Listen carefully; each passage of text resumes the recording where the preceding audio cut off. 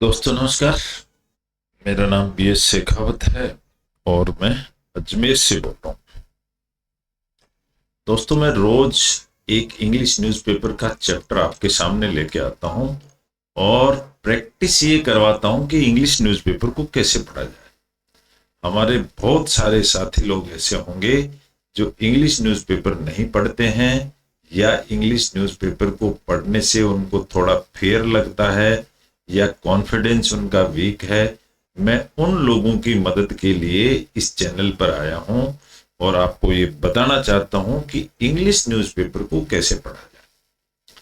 तो देखिए यहां से अपन शुरुआत करते हैं कि इंग्लिश न्यूज़पेपर को कैसे पढ़ें। उसकी मैं ट्रिक्स बताता हूं, टेक्निक्स बताता हूं और आपको पढ़ करके भी बताता हूं कि कैसे पढ़ें तो आप इसमें परफॉर्मेंस अच्छी कर सकते हैं।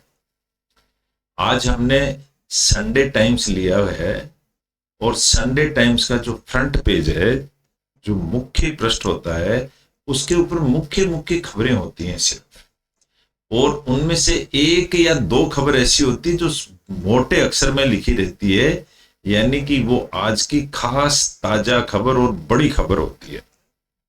तो आज के पेपर की जो बड़ी खबर है संडे की, वो है जेलेस्की डायल्स। डायल का मतलब फोन डायल करना। जेलेस्की है यूक्रेन का राष्ट्रपति, उसने डायल किया है, किसको किया है? मोदी जी को। जेलेस्की डायल्स मोदी, कोमा लगा दी। आस्क्स हिम, उनसे पूछा है, टू सेंड, कि भेजो, राइट सिग्नल, सही संदेश भेजो, टू पुतिन। कहने का मतलब यह है कि जेलेस्की ने हमारे मोदी जी से रिक्वेस्ट की है।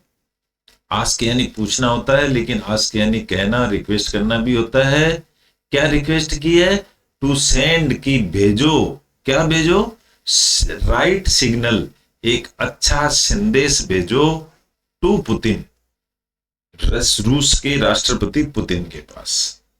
तो इसका अगर डायरेक्ट और इनडायरेक्ट अगर हम मीनिंग निकालेंगे तो ये निकालेंगे कि यूक्रेन के राष्ट्रपति जेलेस्की ने हमारे प्रधानमंत्री नरेंद्र मोदी जी से रिक्वेस्ट करी है कि आप समझौते का कोई सिग्नल भेजो और हमारा समझौता कराओ। तो ये तो हुई आज की बड़ी खबर, मेन खबर। अब हम चलते हैं इंग्लिश न्यूज़पेपर की प्रैक्टिस करने के लिए कि इंग्लिश न्यूज़पेपर को कैसे पढ़ा जाता है। उसकी प्रैक्टिस कराने के लिए हमको एक इसका टॉपिक लेना पड़ता है। तो आज इसी पेपर का एक छोटा सा टॉपिक हमने लिया है जो पेज नंबर 14 पर उपलब्ध है। तो इसका मैंने एक टॉपिक ऐसा छांटा है जो आपको मैं पढ़ के सुनाऊंगा तो कुछ कंसेप्ट आपके क्लियर हो जाएंगे, कुछ थोड़ा बहुत मैं बताऊंगा, थोड़ा बहुत आप भी ध्यान देंगे तो हम इसका इंग्लिश न्यूज़पेपर पढ़ना सीख जाएंगे। इंग्लिश न्यूज़पेपर पढ़ने के लिए मेन जो ट्रिक्स ध्यान रखनी होती है वो ये है कि इसमें सेंटेंसेस थोड़े लंबे लंबे होते हैं, तो हम इसको छोटे छोटे टुकड़ों में इसका आंसर निकालते हैं और लास्ट में जब सबको इकट्ठा करते हैं तो पता चलता है कि उसका मीनिंग ऑटोमेटिक ही निकल करके आ जाता है। दूसरी ट्रिक ये है कि इसमें सब्जेक्ट और वर्ब को मिलाना जरूरी है, वरना हम सेंटेंस का मीनिंग नहीं समझ पाएंगे। तो मैं दो ही ट्रिक है, सिंगुलर सब्जेक्ट के साथ सिंगुलर वर्ब आता है, प्लूरल सब्जेक्ट के साथ प्लूरल वर्ब आता है।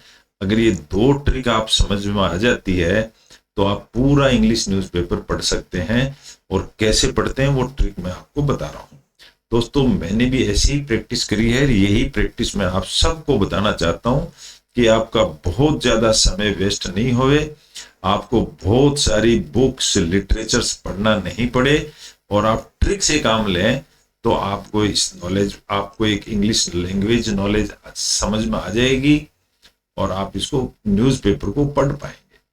मैंने क्या किया, इसको यहां से कट कॉपी करके माइक्रोसॉफ्ट में वर्ड में पेस्ट कर दिया है समझने और समझाने के लिए।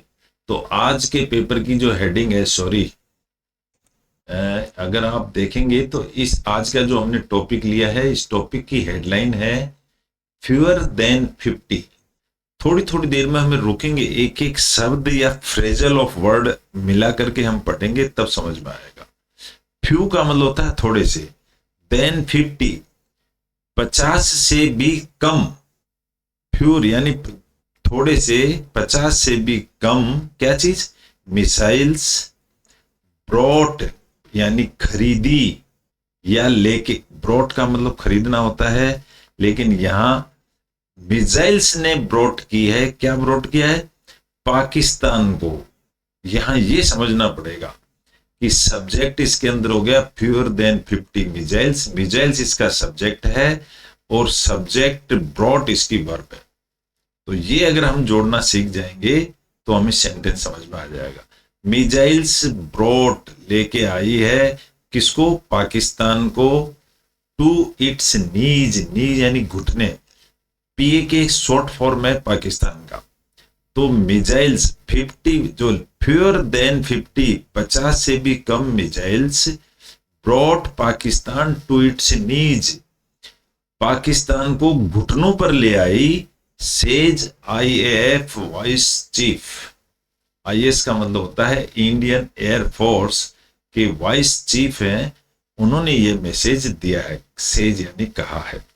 तो ऐसे अगर हम समझेंगे तो इसका मीनिंग हम पूरा टॉपिक पढ़ सकेंगे, और इसी तरह से एक एक टॉपिक करके हम पूरा अखबार भी पढ़ सकते हैं। लेकिन रोज एक टॉपिक पढ़ना जरूरी है, 2-3 महीने तक अगर हम ये पढ़ेंगे तो फिर पूरा अखबार भी पढ़ सकते हैं। तो इसको मैंने कॉपी पेस्ट कर दिया माइक्रोसॉफ्ट वर्ड में।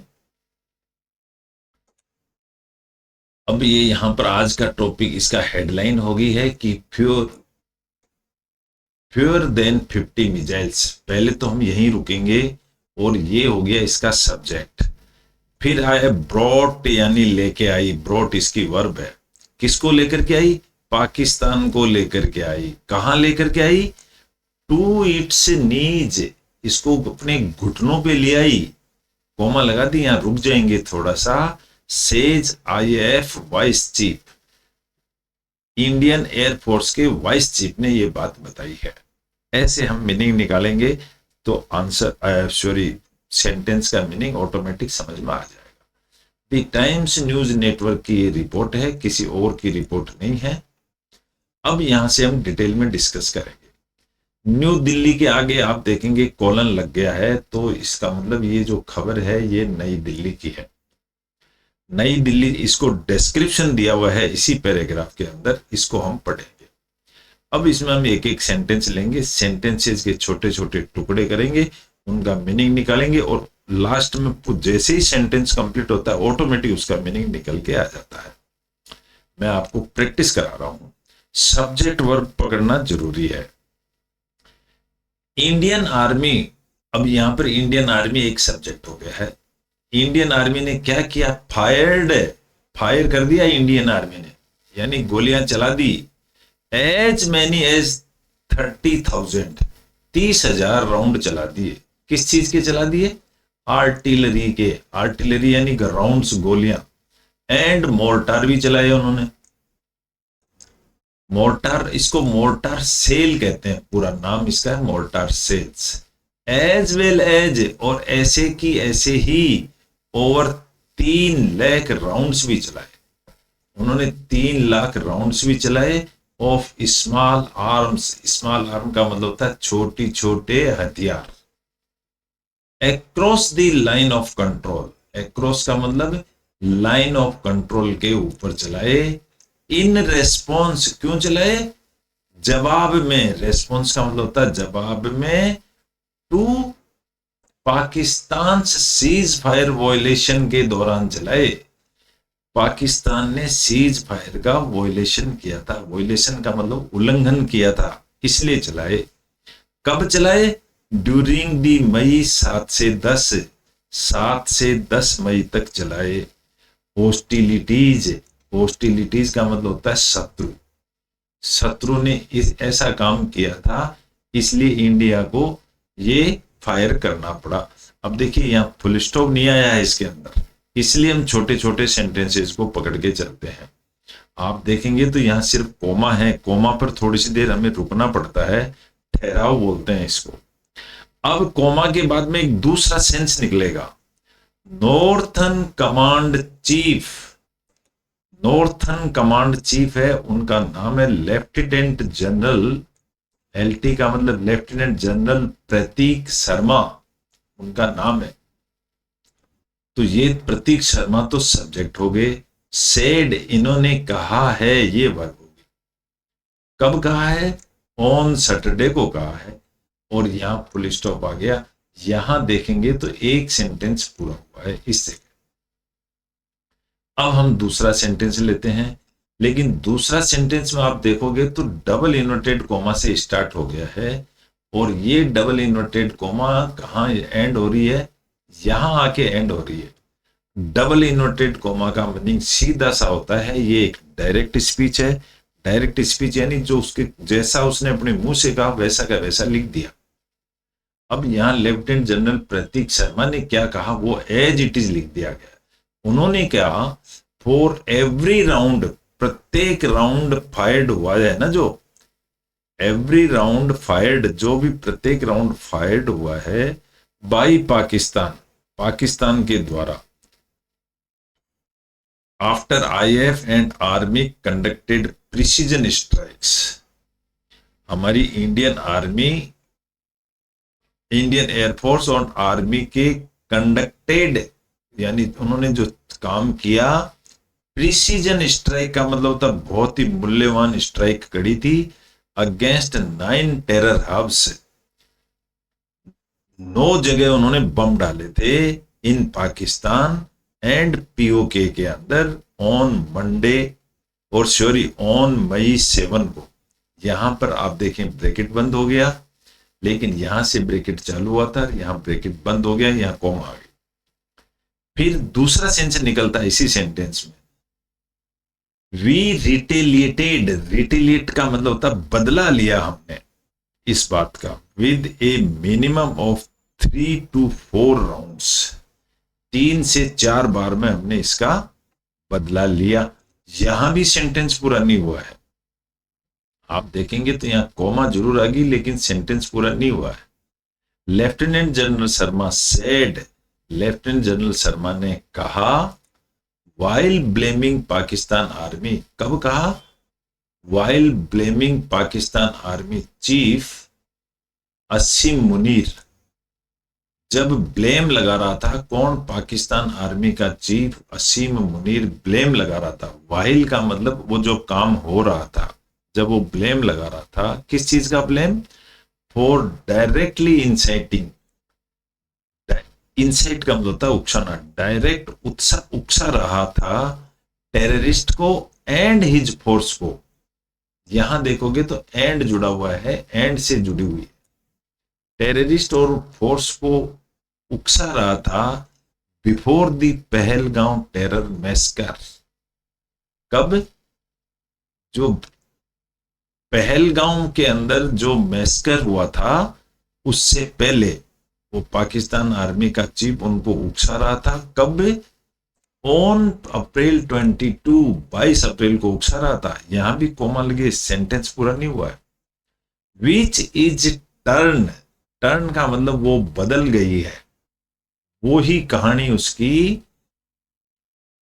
Which is turn lead, sorry यहां पर आ जाएगा ये टर्न लीड, उसने बदला और घुमा दिया, लीड ले ली, टर्न लेकर के उसी बात ने लीड ले ली इंडिया की तरफ। India, lead to India, lead India to launch operation Sindoor, उसने इंडिया को मजबूर कर दिया ऑपरेशन सिंदूर लाने के लिए। लॉन्च का मतलब लगाना। अब एक सेंटेंस पूरा हो गया, 2 सेंटेंस में ये पूरा एक पैराग्राफ बना हुआ है। अब हम लिखते हैं नेक्स्ट पैराग्राफ। इसमें आईएएफ का मतलब Indian air force vice chief air marshal Narmadeshwar Tiwari. ये देखिए, आप देखेंगे तो IAF vice chief air marshal Narmadeshwar Tiwari, ये इनका नाम है, लेकिन ये पूरा का पूरा नाम है, पूरा का पूरा ये सब्जेक्ट है। इस सब्जेक्ट ने speaking at the same NDTV summit, इन्होंने तिवारी जी स्पीकिंग का मतलब बोल रहे थे at the same NDTV summit, summit यानी समिति या मीटिंग के अंदर बोल रहे थे। अब वो क्या बोल रहे थे वो कोमा लगा के बाद में बताया गया है। रिटेरिएटेड, रिटेरिएट का मतलब होता है बदला लेना, रिटेरिएटेड बदला लेना, क्या बदला लेना, that less than 50 air launched, 50 से भी कम एयर लॉन्च्ड वेपन्स, सॉरी यहां तक आएगा ये, इतने weapons, less than 50 air launched weapons, ये सब्जेक्ट है। और इस सब्जेक्ट ने क्या काम किया, इन्होंने फायर्ड कर दिया बाई इंडिया के द्वारा 8, कहां फायर किया इन्होंने, 8 एयर बेसेज, पाकिस्तान के एयर बेसेज पर अटैक कर दिया, एंड रेडार साइट्स, और रेडार की साइट्स पर भी अटैक किया इन पाकिस्तान। कहां पर किया ये काम, पाकिस्तान के अंदर किया। कब किया, ड्यूरिंग ऑपरेशन सिंदूर, ऑपरेशन सिंदूर के दौरान किया। लेकिन यहां फुल स्टॉप नहीं है, compelled them, compelled the western advisory, adversary, adversary का मतलब होता है अपोजिट, कंपेल्ड का मतलब उनको मजबूर कर दिया या दबा दिया। कंपेल का मतलब होता है किसको दबा दिया, दी वेस्टर्न एडवर्सरी, एडवर्सरी यानी वो जो दुश्मन जो लोग थे उन लोगों को, टू शू, शू का मतलब उनको उकसाना, फॉर पीस, शांति के लिए उनको उकसाने के लिए, एंड ए सीज फायर, और सीज फायर लाने के लिए उनको मजबूर कर दिया। कंपेल्ड का मतलब मजबूर कर दिया। नेक्स्ट पैराग्राफ में सब्जेक्ट प्लस वर्ब का अगर ध्यान रखेंगे तो हम पूरा अखबार पढ़ सकें। नेक्स्ट पैराग्राफ में अगर देखेंगे तो वापस डबल इन्वर्टेड कोमा से शुरू हुआ है, यहां से शुरू होके डबल इन्वर्टेड कोमा ये यहां तक आ रही है। इसका मतलब ये एक डायरेक्ट स्पीच है किसी एक आदमी का। अब उस आदमी ने क्या कहा वो मैं बता रहा हूं, यहां सेंटेंस कंप्लीट नहीं हुआ है, सेंटेंस कंप्लीट तो यहीं आकर के होता है, लेकिन हम छोटे छोटे टुकड़ों में इसका मीनिंग निकालते चलेंगे और तो हमारे को पूरे सेंटेंस का मीनिंग समझ में आ जाएगा। तरीका मैं बताता हूं कैसे निकालते हुए चलते हैं। उसने डायरेक्ट स्पीच में कहा है वी हिट, वी हिट का मतलब वी तो सब्जेक्ट हो गया, हिट का मतलब चोट पहुंचाना, हमने चोट पहुंचाई देम उनको, क्या चोट पहुंचाई, सो हार्ड, इतनी हार्ड चोट पहुंचाई, सो हार्ड का मतलब इतनी हार्ड चोट पहुंचाई, दैट की बाई मिड डे, मिड का मतलब आधा दिन, by midday on May 10, 10 मई को क्या किया उन्होंने, they wanted to talk, they इसमें सब्जेक्ट हो गया और वांटेड इसकी वर्ब हो गई, उन्होंने चाहा बात करना पाकिस्तानियों ने। यहां सेंटेंस कंप्लीट है। अब दूसरा सेंटेंस शुरू होता है की टेक अवे, की का मतलब होता है चाबी, लेकिन चाबी का मतलब कहीं कहीं सेंटेंस में बदल जाता है।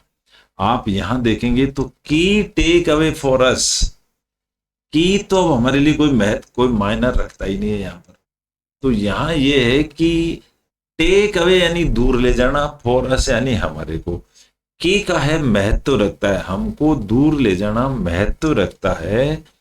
दैट क्या महत्व रखता है, इन लेस देन 50 वेपन्स, कि 50 से भी कम वेपन्स, हमारे हथियार, वेपन यानी हथियार, we were able to achieve conflict elimination, we were able to achieve, हम एबल यानी योग्य हो गए अचीव करने के, क्या चीज अचीव करने के योग्य हो गए, कॉन्फ्लिक्ट एलिमिनेशन, झगड़े को खत्म करने में हम सफल हो गए 50 से भी कम वेपन से। यहां 3 डॉट लगी है, इसका मतलब है यहां पर बात पूरी नहीं हुई, लेकिन वो बोल नहीं सका, वो करके रह गया। इट इज वेरी इजी, ये बहुत ही आसान है। क्या चीज आसान है, अब उसका नाम लिखा हुआ है जो चीज आसान है टू स्टार्ट ए वार, एक युद्ध करना बहुत आसान है, कोमा लगा दी, बट नॉट इजी, लेकिन आसान नहीं है। कौन सी चीज आसान नहीं है, इनफ टू एंड इट, इसको खत्म करना आसान नहीं है। युद्ध शुरू तो कर दिया, लेकिन युद्ध को खत्म करना आसान नहीं है। ये था यहां तक उनका डायरेक्ट स्पीच। अब इसके आगे एडिशनल इंफॉर्मेशन है। Air marshal Tiwari said. अब यहाँ एयर मार्शल तिवारी जी ने सेड यानी कहा, तो यहां देखोगे तो एयर मार्शल तिवारी सब्जेक्ट हो गया, सेड इसकी वर्ब हो गई। क्या कहा उन्होंने? उन्होंने कहा, कोमा लगा दी, कि आर्म्ड विद वीडियोज, आर्म का मतलब हथियारों सहित videos and satellite imagery, imagery का मतलब पिक्चर्स, टू शोकेस, शोकेस दिखाने के लिए, दी डैमेज कि कितना नुकसान हुआ उसको दिखाने के लिए, किसको? To terror and military infrastructure, उनके जो टेरर और मिलिट्री इंफ्रास्ट्रक्चर को दिखाने के लिए, कॉज इन पाकिस्तान, पाकिस्तान की वजह से इतना नुकसान हुआ, ये दिखाने के लिए फोटोएं ली गई होगी। Next paragraph, IAF Indian air force had deployed. अब यहां पर आप देखोगे तो इंडियन एयर फोर्स तो सब्जेक्ट हो गई, और हैड डिप्लॉयड, इन्होंने डिप्लॉयड कर दिए, लगा दिए। क्या लगा दिया?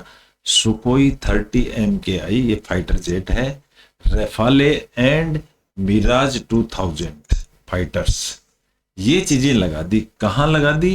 टू लॉन्च करने के लिए BrahMos supersonic cruise missiles, BrahMos को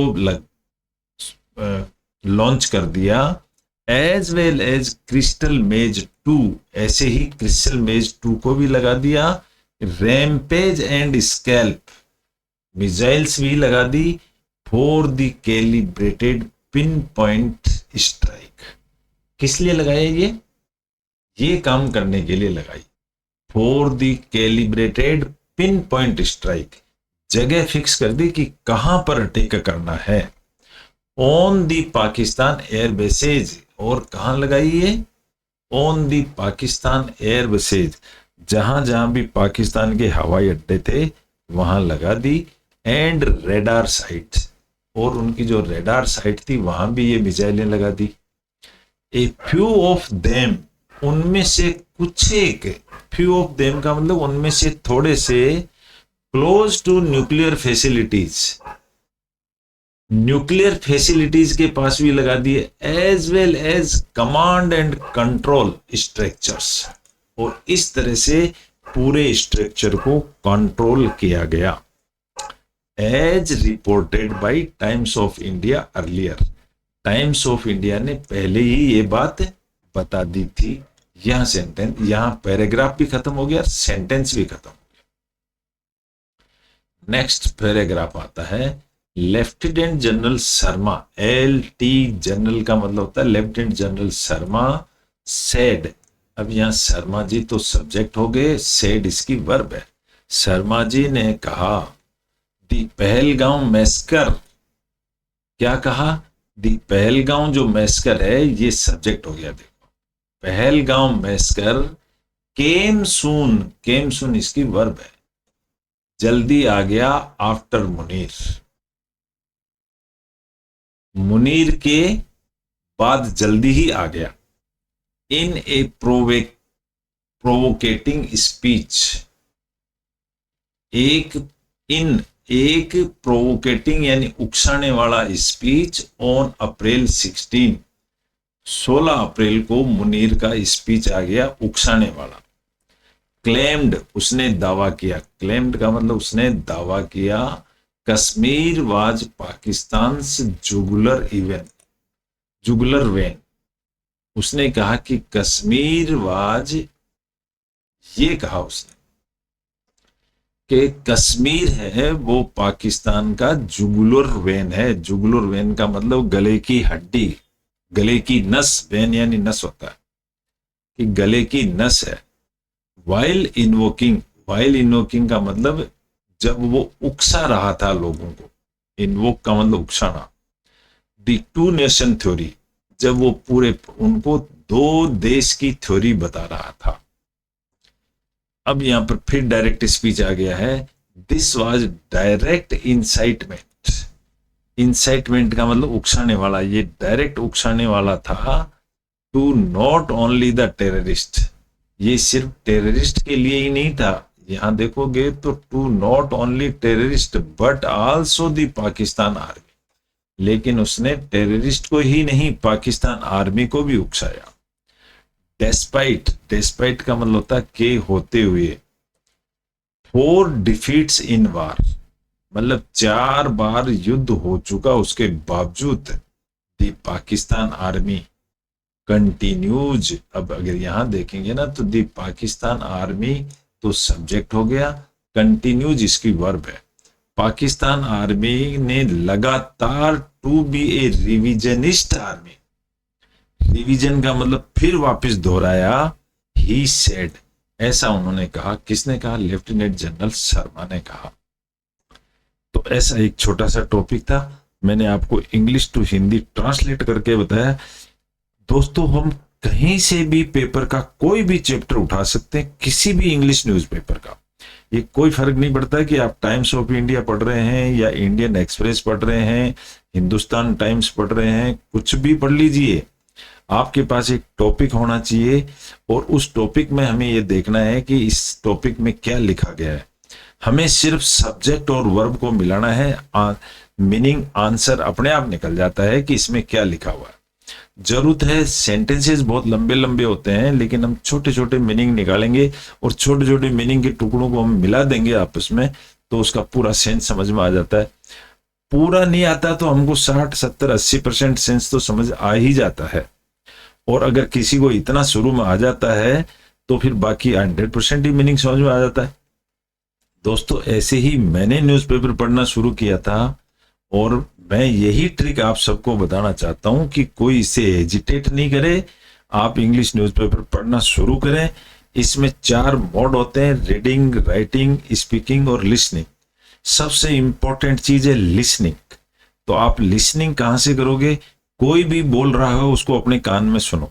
जैसे मैं आपको ये चैनल दे रहा हूं, कोई दूसरा भी दे सकता है, उसका चैनल पर सुनिए। सबसे पहले सुनना जरूरी है, सुनने के बाद आपको रीड करना जरूरी है। रीड करने के लिए आप इसको 1 बार नहीं 2 बार रीड करो, लेकिन रीड कम से कम 2 बार तो करना ही चाहिए एक पेज को, तो आप उसकी प्रैक्टिस हो जाती है। तो इस तरह से आपकी लिसनिंग प्रैक्टिस हो जाती है, रीडिंग प्रैक्टिस हो जाती है, फिर बाद में बची हुई राइटिंग और स्पीकिंग ये बाद में प्रैक्टिस करते हैं। आपकी 2 प्रैक्टिस होना जरूरी है, लिसनिंग और रीडिंग। तो ये आप रेगुलर प्रैक्टिस करेंगे तो ये संभव है। इस तरह से हम इंग्लिश न्यूज़पेपर को हम बहुत एक्सपर्ट हो जाएंगे और इंग्लिश भाषा में एक्सपर्ट हो जाएंगे। धीरे धीरे अगर आप एक बार माहौल में ढल जाएंगे तो आपको ग्रामर भी समझ में आएगी, ऐसे भी समझ में आएगा, आपको हर एक पहेली भी समझ में आएगी। लेकिन सब बात की बात है, सबसे पहले है आपको इस एनवायरनमेंट में ढलना। चलिए कल फिर मिलेंगे एक नए टॉपिक के साथ, जब तक के लिए गुड।